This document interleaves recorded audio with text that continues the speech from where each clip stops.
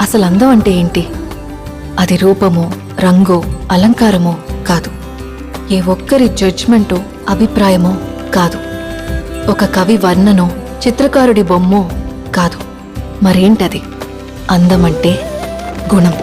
అమ్మాయినయుండి చెప్తున్నా, I don't want people to call me beautiful. దాని బదులు నీది కష్టపడే తత్వం, నీలో కరుణ ఉంది, నీకు ధైర్యం ఎక్కువ, నువ్వు తెలివైన దానివంటే నాకు సంతోషం. Address us by our qualities.